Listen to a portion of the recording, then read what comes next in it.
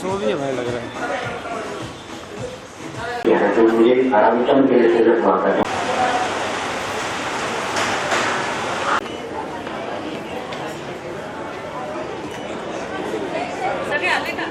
दोनों आइए।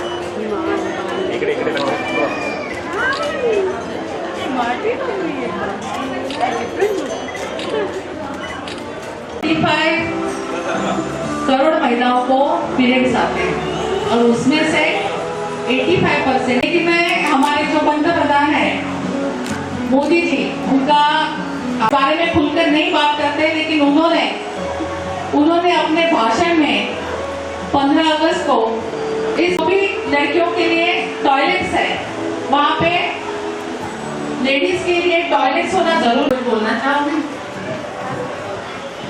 नमस्कार। आराम है अपने वतन संभालने वाली है, उसके लिए हम जितना, और आज खास करके मुझे लग रहा है आज हमारी कश्मीर की कुलदेवी खीर भवानी का जन्मदिन है।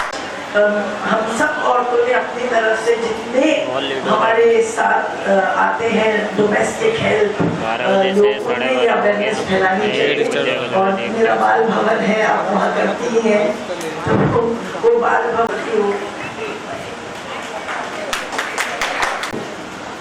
मैं वर्सोवा यारी रोड पे रहता हूँ 32 साल से। बहुत से एमएलए आए गए, लेकिन मैं सिर्फ एक ही शब्द, एक लाइन बोलना चाहता हूँ कि भारती लावेकर जी जैसा मैंने ये आज तक देखा है। इतनी इजीली एक्सेसिबल है, कोई भी तकलीफ हो, हमारा यारी रोड रेजिडेंट एसोसिएशन बनाए गए, एंड कुछ भी चीज चाहिए होती है एसोसिएशन फोन करती है और ये हासिल हो जाते हैं। शी इज हेल्प पूरा Yari road so much, I don't think there is anybody better than her for our constituency. Thank you.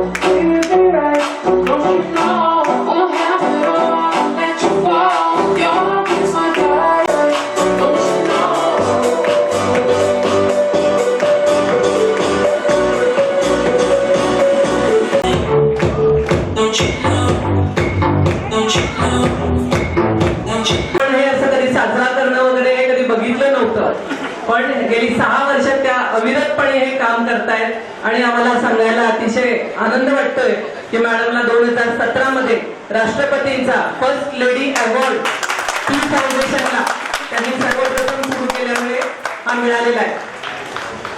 मी एक छोटीशी आठवण सांगू इच्छिते। मी मूळ औरंगाबादची आहे। मला वाटतं आपल्याला मराठी जास्त चांगलं येत असेल की हिंदी जास्त है? प्राउड हिंदी। मैं एक याद बताना चाहूंगी इस ओकेजन पर कि औरंगाबाद में जब हम लोग पढ़ रहे थे, कॉलेज में पढ़ाई कर रहे थे, तब एक लड़की थी रिंकू देशमुख नाम की आई थी। वो लड़की अपने बॉयफ्रेंड के साथ कॉलेज रोड पर जा रही थी और उन दोनों में कुछ अनबन हो गई। उस लड़के ने पेट्रोल निकाला, उसके ऊपर पेट्रोल डाला और उस लड़की को जला दिया। वो केस जब हम लोग पुलिस में भी नहीं थे तब वो केस हमने सुना देखा, लेकिन उस लड़की को पेट्रोल डाल के जलाने के बाद उसकी डेथ हो गई। वो ऑलमोस्ट 1 वीक तक जीने के लिए संघर्ष कर रही थी। तब कोई नहीं था, लेकिन भारती जी उसके लिए खड़ी हो गई। सोशल वर्कर जो मैंने देखी है कि वो पहली सोशल वर्कर है जिन्होंने उस लड़की के लिए आवाज उठाई। इनके साथ हमारी एक और फ्रेंड है सोशल वर्कर डॉक्टर चारुलता रोजेकर, और इन्होंने मिलकर मुझे तब याद है कि एक अच्छा और बड़ा मोर्चा महिलाओं के लिए, कि महिला के समर्थन के लिए निकाला, वो इन्होंने निकाला कि उस लड़की को जस्टिस मिलना चाहिए। आता तुम्ही इमॅजिन करा, गणपतीच्या वेळेला 24 तासांचा बंदोबस्त असतो। हा बंदोबस्त पण अशा अवस्थेत आमच्या महिला कर्मचारी अधिकारी करतात। त्यामुळे त्यांच्यासाठी पण हा अवेअरनेस मी खरं म्हणजे मागच्या वर्षी या कार्यक्रमाला आले होते तेव्हापासून मी आमच्या पोलीस स्टेशन मध्ये पण असा अवेअरनेस कार्यक्रम मॅडम 3-4 कार्यक्रम घेतले। मी हायवेला होते, तिथे हायवेला आम्ही अशा पद्धतीचे कार्यक्रम घेऊन मुलींना चांगलं अवेअर केलं आमच्याकडे पोलीस खात्यात जे आहेत। आणि या वेळेला मी आवर्जून उल्लेख करू इच्छिते, आमचे आदरणीय स्वर्गीय आमदार आणि आमच्या मराठवाड्याचे विनायक मेटे साहेब मागच्या वेळेला या ठिकाणी आले होते। त्यांची कमी आम्हाला निश्चितपणे जाणवते, पण या ठिकाणी ते नाही, त्यांचा पण या कामाला खूप चांगला सपोर्ट होता।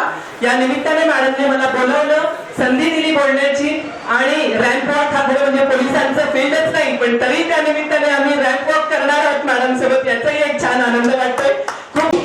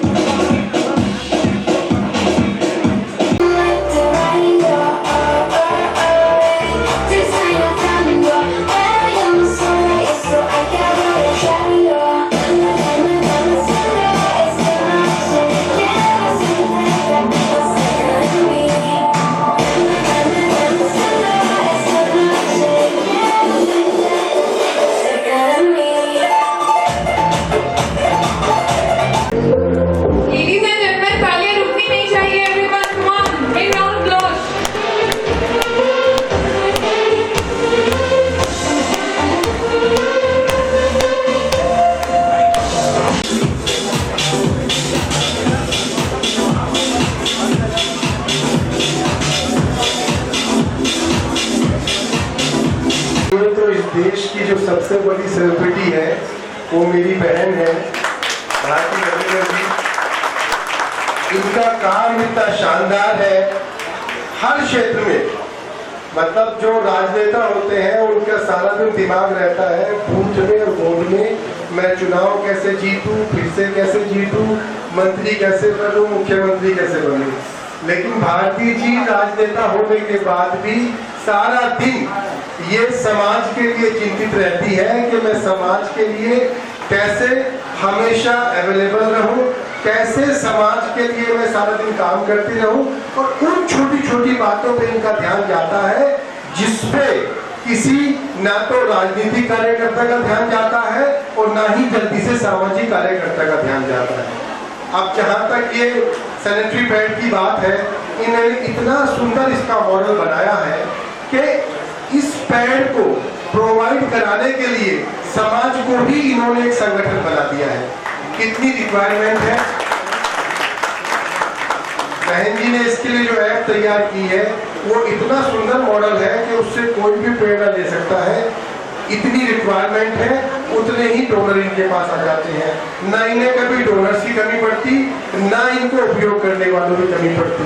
और जहाँ तक अभी एक मेरी बहन बात कर रही थी कि सैनिटरी पैड के बारे में अवेयरनेस होना जरूरी है, तो अवेयर होने के लिए पेरेंट्स को थोड़ा मैच्योर होना पड़ेगा, पेरेंट्स को अपना अहंकार छोड़ना पड़ेगा, बच्चों से बातचीत करनी पड़ेगी।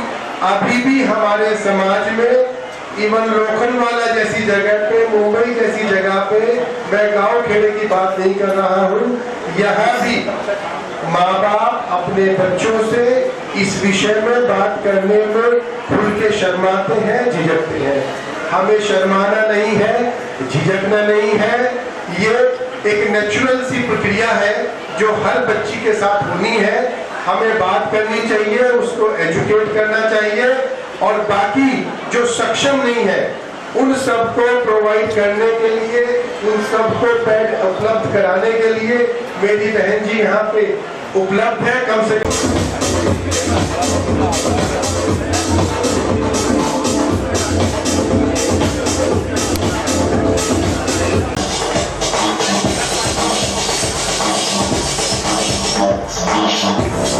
म्यूजिक बंद कीजिए थोड़ी देर। मैं आप सबकी आभारी हूँ, आप यहाँ पे आए, बहुत अच्छा लगा। इस कॉज के लिए आप जुड़ रहे हो और इसमें अवेयरनेस करने के लिए भी। हमारी एक बहन तो वकील है, लेकिन वकील का कोट भी पहन के आई है।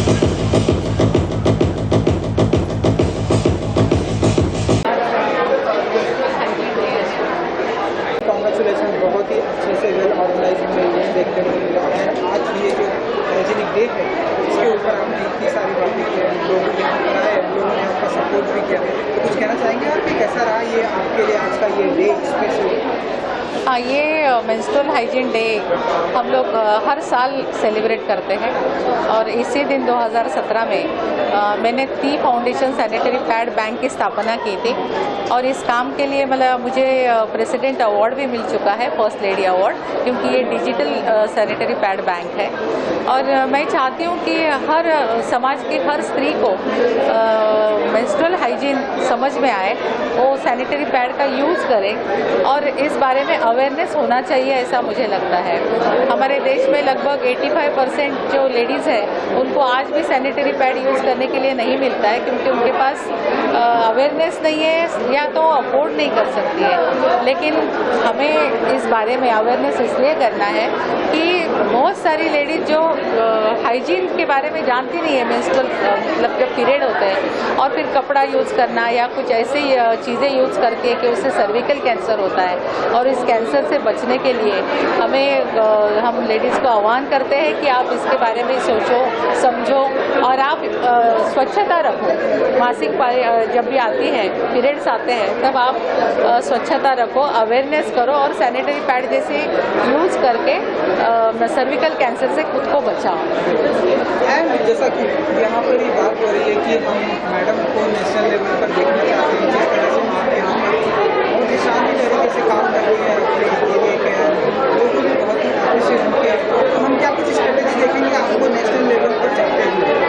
ये आज मेंस्ट्रुअल हाइजीन डे है, पूरा सोशल कॉज है, और मैं चाहती हूँ कि राजनीति के आगे जाके सिर्फ हमारी जो महिलाएं हैं 50% इसके बारे में सोचना, इनके बारे में काम करना, इसके ऊपर मैं ज़्यादा ध्यान दे रही हूँ। तो मुझे लगता है आज का दिन यही सेलिब्रेशन हमारे लिए बहुत बड़ा है।